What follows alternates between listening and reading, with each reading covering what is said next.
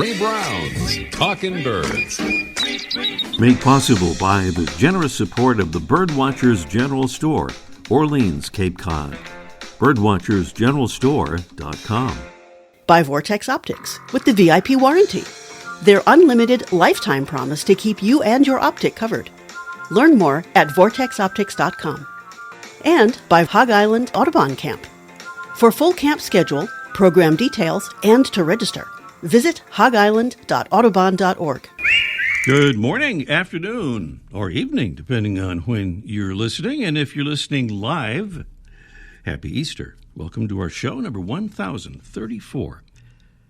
On last week's show, we talked a bit about the big periodical cicada emergence in more than a dozen states this spring. It prompted our friend Dr. Jim Randolph to send a note saying the following: when you mentioned periodic cicadas, I cringed because I remember the still unexplained bird deaths that occurred a few years ago, and that some researchers theorized that the birds died because people sprayed cicadas with insecticides, some of which were probably neonicotinoids, even though the adult cicadas were going to lay eggs and croak, all on their own anyway. Probably worthwhile to remind people not to spray insecticides on cicadas. It's much worse than a waste of time. Thanks for that good advice, Dr. Jim. We have a listener audio postcard today from the land of 10,000 lakes up there in the North Star State. This is Chris Holson, a Talking Birds ambassador and proud flirter in West St. Paul, Minnesota, listening to my favorite little patch wake up. The grackles are everywhere. The red-winged blackbirds are loud. The Canada geese are having a lovely territory fight over whose pond this is. Just saw a northern flicker, and there's a couple of high-billed grebes swimming in the pond. Happy spring, everybody. Happy spring to you, Chris. She is definitely feeling it, and with those birds there, why not? Thanks for that audio postcard, Chris. We love to get audio postcards, and we know folks love hearing them. How to make one? Just grab a smartphone or digital recording device of some sort and just speak into it for 30 seconds, maybe a minute, describing what you're seeing or hearing or both, and then just email the file right here to ray@talkingbirds.com. That's ray@talkingbirds.com. And by the way, if you have a little glitch in there or you have to start over or whatnot, no problem. Just send it to us. We have an entire team of expert audio editors here to take care of that. Thanks again for being with us. And here is a little preview of... Sounds like my Uncle Ralph, but it's actually our mystery bird. So it's a preview of our mystery bird contest coming along a bit later on in the show. And here are some clues. Our mystery bird is a medium-sized dabbler associated with lakes and ponds. The male has a gray body and a pale gray head and dark bill, a white wing patch, and a black hind end. Females are brown overall and resemble female mallards. Our bird breeds mostly in the central plains of the U.S. and Canada, and winters mainly in the central and southern U.S. and down through Mexico. That's the bird and the sound and the clues, and wow, look at this beautiful prize. Well, two of them. From Brome Bird Care, we have a... Mega 600 feeder. That's right. That's a big one with extra large tube that holds nearly 2.5 pounds of seed. Easy to clean, chew-proof, includes the Brome seed ventilation system to keep the seed cool and dry.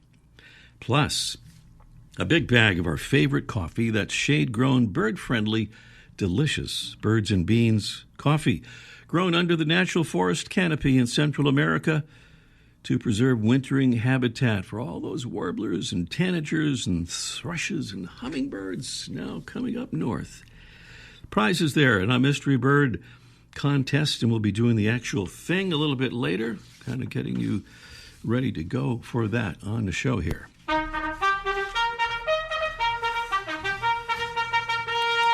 Well, early last week, the Postal Service was buzzing with lots of packets of income tax returns. Then later in the week, it was buzzing with lots of packets of Talking Birds show info cards, heading for Texas, California, Connecticut, Ontario, Canada, and other destinations for new Talking Birds ambassadors. Those are listeners helping us do what we are trying to do, spread the word about the beauty of birds and the pressing need to preserve our planet. Now, if this ambassador thing is new to you, stay tuned for a brief explanation. Today we're saluting Edward Traynor from Bristol, Rhode Island, home of that beautiful Audubon Society of Rhode Island Nature Center, Visitors Center, and Aquarium. And Edward says he is discovering new birds every day. Wow. Thank you, Edward, for becoming a Talking Birds ambassador. And here's another ambassador with some good thoughts about being one. Hi, my name's Emily, and I live right outside of Washington, D.C. in Northern Virginia. What I really like about the show is the postcard segment. I enjoy hearing what other folks are listening to and seeing in the world of birds. Becoming a Talkin' Birds ambassador is rewarding because it's a concrete way to participate in a community that spreads information about nature and conservation. It gives me an official reason to nerd out about birds. Thank you so much, Emily. Beautifully said. All that nature, conservation, and nerding out about birds. Thanks so much. And here's how to become a Talkin' Birds ambassador. It's pretty easy to do. Just go to talkingbirds.com, leave out the G, talkingbirds.com. You'll see the Get Involved tab up at the top of the homepage. And if you just click on that, you'll come right to info on how to become a Talking Birds ambassador. And we like to emphasize, because it's true, it's really easy to sign up for and really easy to do. That's the Get Involved tab there at talkingbirds.com. Still to come today, Mike O'Connor will join us for Let's Ask Mike Live. And since the live version of our show is on Easter Sunday, Mike will talk about not Easter eggs, but egg shells. Coming up just ahead, we'll talk with environmental advocate Nick Kemble about a project aimed at making our beautiful national parks even more beautiful. But first, a salt marsh sparrow that isn't a salt marsh sparrow is this week's featured feathered friend. This is the story of Goldilocks and the Three Bears.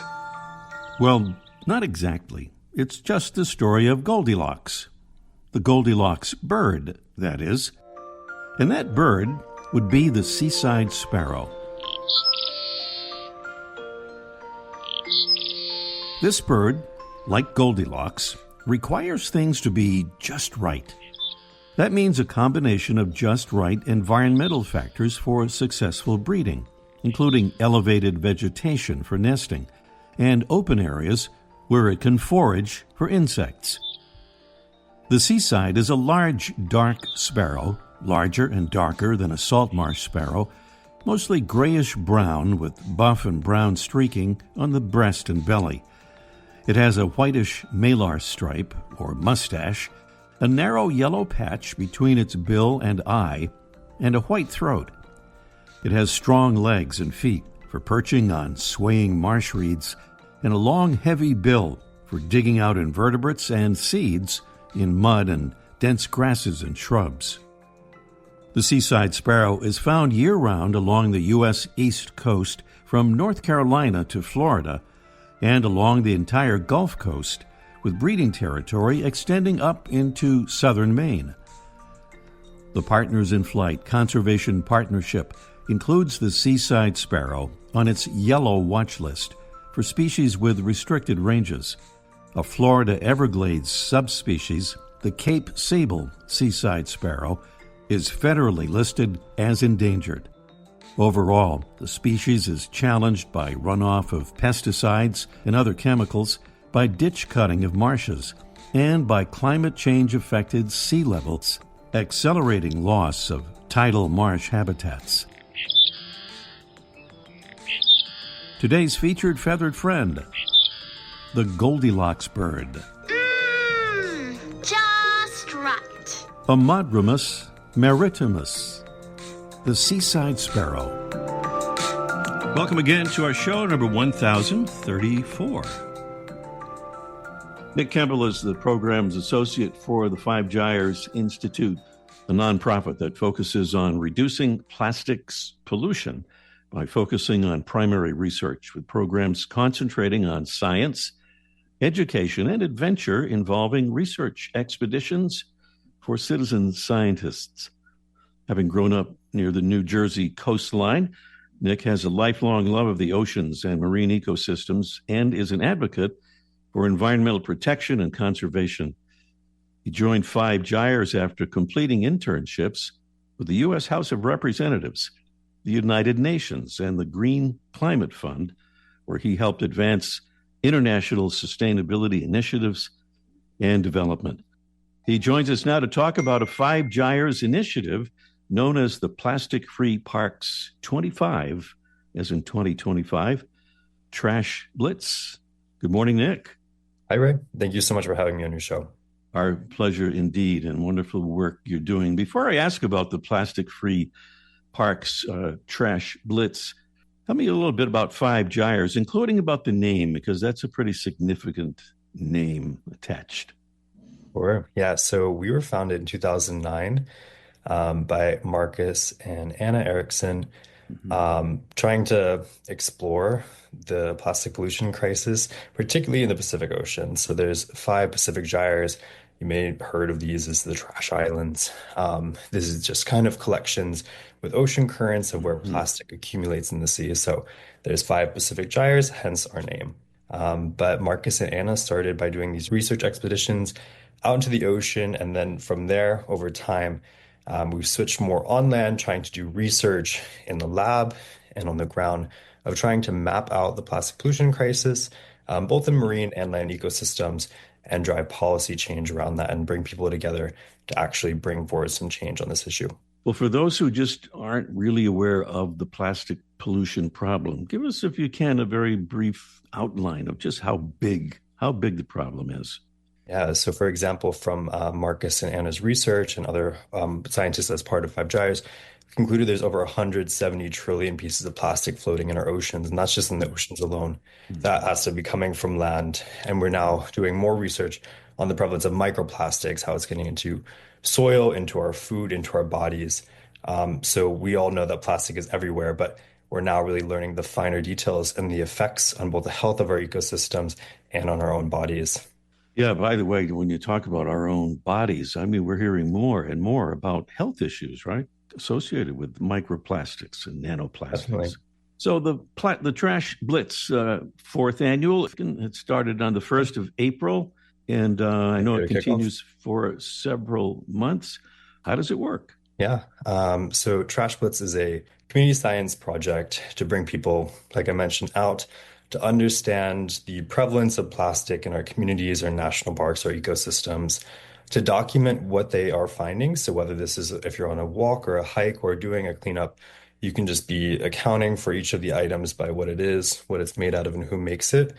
We then take this, put it into reports to, again, map out the waste and plastic landscape, but also use that to shape tailored policy recommendations and action around this. So Plastic-Free National Parks is our TrashBlitz, particularly focused on national parks and federal spaces. So kicked off April 1st of this year, and it goes through Halloween, so October 31st. And then we take this, produce a report, and use it to try to get more congressional support around the Reducing Waste in National Parks Act, which seeks to phase out single-use plastics from being sold in the parks. And of course, by doing that, we would see a drastic reduction of single-use and plastic products polluting our public spaces and our beloved public parks.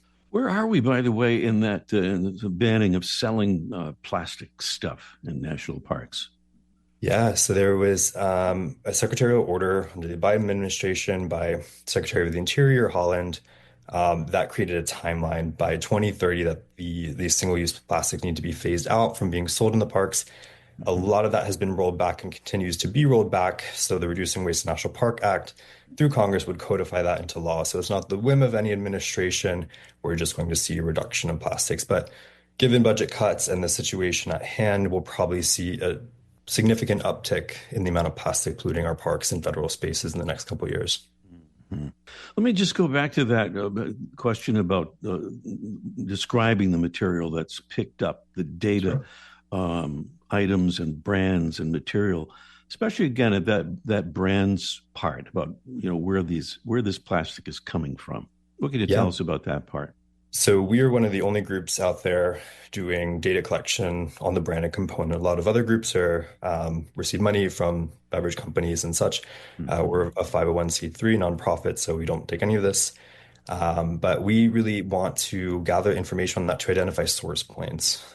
So for example, as we discussed, both based in the Northeast, say you're in a park and there's a significant number of Dunkin' Donuts cups that you're finding near the park entrance. There's a Dunkin' Donuts up the street from the park entrance.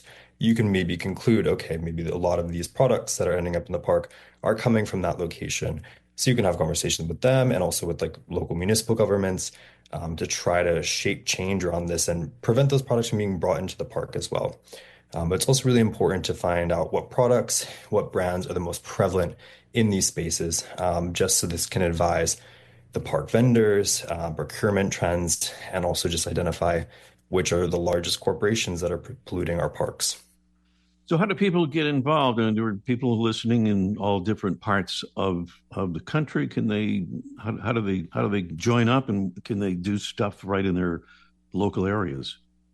Yeah, so we have a couple of different ways to get involved. You can start out, if you're interested in our work and want to follow along, subscribe to our newsletter on 5gyres.org, GYRES. We also then, for TrashBlitz, we have the TrashBlitz app on the Google Play and Apple App Store. You can download the app, and then once you make an account, go into Plastic Free National Parks if you want to find a local park near you. Then this is on federal and national park spaces, or we have TrashBlitz Anywhere, where you can do this anywhere in the world. Doesn't even have to be in the United States, and just log what you're finding in your community. And we also have our ambassador network. If you want to find a community of people that really care about plastic issues and are driving change in their communities, check it out on our website. Is it there that I saw the guide, by the way? There's a beautiful pictorial guide about the kinds of plastics you might encounter. Yeah, so we have reference materials. So if you're out there trash blitzing and you need to try to get more information about what types of plastic you're picking up and you're logging, we have guides and resources there available. All right, that website, again, is 5gyres.org. That's the number 5, and it's GYRES, 5gyres.org. Nick Kemble is the program's associate for the 5 Gyres Institute, nonprofit focusing on reducing plastics pollution. It's a big job for a really, really big problem. 5gyres.org is the website again. Nick, thank you so much for being with us. Good luck with the Trash Blitz, and thanks for keeping up the good work. Yeah, thank you so much, Ray. Up next, it's our Mystery Bird contest in just 1 minute. The flutter of a tail feather, the flash of a wing bar in mid-flight. You don't always have a lot of time to identify a bird in nature, let alone to appreciate its beauty. But with Vortex Optics, you'll have the power to bring every wild moment closer.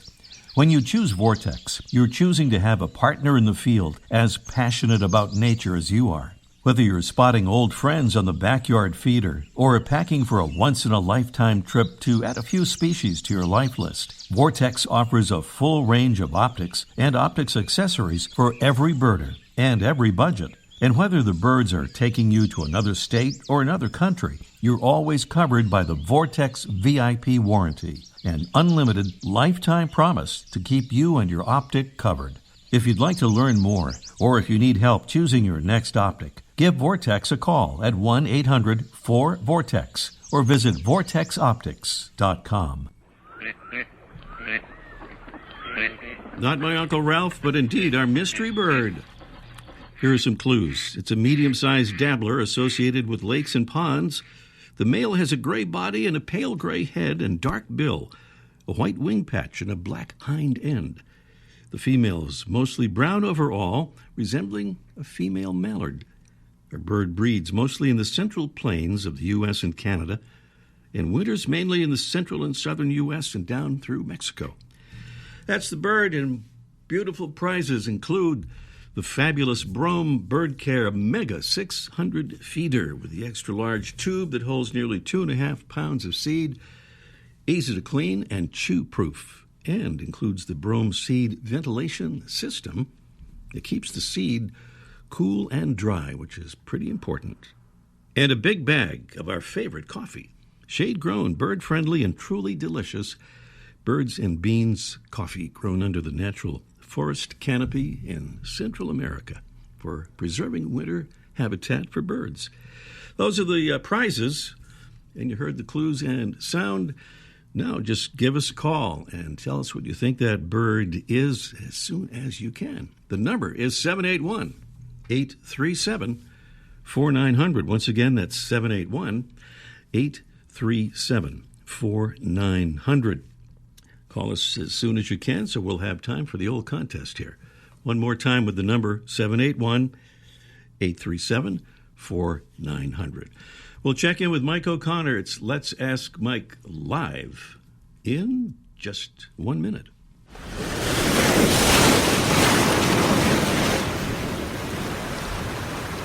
Hog Island Audubon Camp has welcomed nature enthusiasts to its shores since 1936. It's a program of the Seabird Institute, and the island hosts 5-night sessions for adults, teens, and families taught by the world's leading naturalists, ornithologists, and artists. Hog Island campers deepen their relationships with the birds and the ecosystems around them during the island's immersive educational camps. New for the 2025 camp season is Let's Go Birding Together. Scheduled during peak fall migration, this session is a safe space for queer birders to connect with nature and each other while learning ways to foster a similar environment in their community's home. For full Hog Island schedule, program details, and to register, visit hogisland.audubon.org. Well, we know that eggs are expensive these days, but are egg shells also expensive? That's one of the questions that Mike O'Connor may not be able to answer, but he can enlighten us about another eggshell-related topic, and I believe he's about to do so right about now. Good morning, Mike. Did I just hear your Uncle Ralph at the studio? Uncle Ralph, he's singing. There he is again. There he is. All right, Ralph, that's enough. Okay, that was... He stops once in a while, yeah. Yeah, there is. The price of eggs, I guess they got so high. I see people in the neighborhood outside with baskets looking under bushes and stuff for eggs today. Yeah, those colored. We're serving colored eggs for breakfast here. This is really nice. You know, people are swapping, I understand, for Easter, swapping eggs for substituting marshmallows and the color of the marshmallows. So that's not a bad idea. Instead of the eggs, yeah. I tried egg beaters. They didn't work. No, that's a different... That gets kind of messy. That was messy. Yeah. But we're talking about egg shells, particularly. Egg shells, yeah. Right. Certain times of year, especially in the spring, birds need to, especially the females, need to bring up their calcium content. And in certain areas, they usually get it from grit. They get it from the soil, from their diet. But in certain areas, especially the Northeast, where acid rain has been an issue, the soil's been depleted because of the acid rain. So birds go to alternative sources, and we've seen birds eating chips of paint or cement, or even ashes from fireplaces and barbecues and things, trying to supplement that.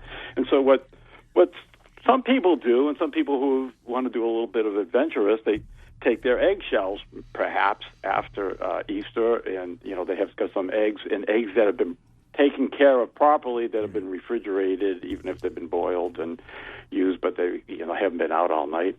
And they take the shells, and what they can do is then they recommend that if you use eggshells, you rinse them off and then put them in the oven on a cookie sheet. Put them in the oven on a cookie sheet for about 20 minutes at 250. Sounds like I'm making a cake here, but you put it on a cookie sheet in the oven for about 20 minutes, bring them in, let them cool, then crunch them up, roll them up, and then put them outside. People can put them in a little dish or mix them in with their feeders or whatever. And that that'll be a good way of getting more from your money that you spent on the eggs, and also supplementing the birds that kind of and sometimes need increase their diet of calcium this time of year because they're all laying eggs and it's got to increase it. And it's kind of a fun family project after you've done decorating eggs and put them up for the birds as well. Nice. Tell me, are there any birds that just lay the shell? I mean, that would be really a way to get around. You know what? You're going to have to ask Uncle Ralph that question. I'll ask Ralph and see what. All right. Okay. Thank you, Ralph. Thank you, Mike. Happy Easter, everybody. Happy Easter to you, Mike, and talk to you next week. Thanks. Yep. Bye-bye. Mike O'Connor here on Talking Birds, and we're back to the Mystery Bird Contest. Well, you just heard the bird, or Uncle Ralph again just there, a medium-sized dabbler associated with lakes and ponds. And what is that bird? Scott is in California with a possible correct answer or a guess or something like that for us. Hello, Scott. Hello, Ray. Happy Easter. Happy Easter to you. Scott, thank you. And what do you think our mystery bird is? I'm going with Uncle Henry's Gadwall. Yeah, it's Uncle Ralph's Gadwall, but that's close enough, you know.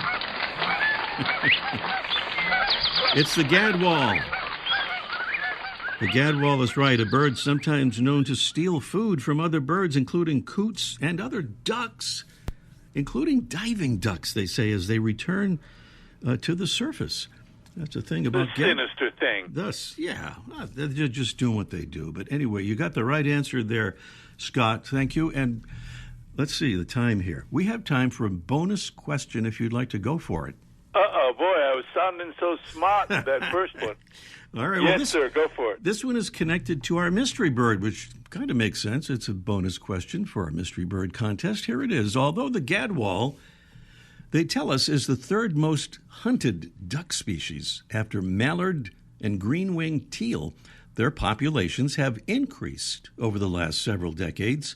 One secret of their success is one of these. Multiple choice. A, they fly in zigzag patterns, making it tough for hunters to get a bead on them. B, they have a habit of nesting on islands within marshes, which gives them some protection from predators. Or C, around their nests, they build a big wall known as a gadwall. No, that probably is not the right answer, but it's one of those anyway for sure. What do you think, Scott? Maybe you'll go 2 for 2 here. I'm going with B. They nest on islands. Islands and marshes, you are absolutely right. All right. No Thank you, Ray. fear. You made my Easter. Glad to hear it. Yes, that's exactly right. And there you go. So all those prizes. And that bonus prize, by the way, a feather-friendly kit to keep birds from crashing into your windows. Excellent. All right. Thank you, Scott. Stay on the line, and Jesse will take care of the rest there. Thank you. Happy Easter to all your flock. All right. Thank you. Thank you, Scott. Scott there, and the correct answer is the Gadwall on the Mystery Bird Contest, which puts us pretty close to being out of time for this morning's show. Just a reminder about our ambassadors program that we talked about earlier. If you have a mind to help us spread the word about birds and conservation, go to that website, talkingbirds.com, click on Get Involved up at the top of the page, and sign up and join the more than 900 Talking Birds listeners who have become part of our ambassadors family. For next week, tentative plans. I mean, it is a week away after all, but we are planning to learn some scientific stuff from our own Debbie Bleacher with a visit to the Talking Birds Science Corner. Thanks to our amazing Talking Birds team, that same Debbie Bleacher, Freya McGregor, and our producing engineer, Jesse Wilkins. I'm Ray Brown. See you next week. I like that. Ray Brown's Talking Birds. Made possible by the generous support of the Birdwatchers General Store, Orleans, Cape Cod. Birdwatchersgeneralstore.com. By Vortex Optics with the VIP warranty. Their unlimited lifetime promise to keep you and your optic covered. Learn more at vortexoptics.com. And by Hog Island Audubon Camp. For full camp schedule, program details, and to register, visit hogisland.audubon.org.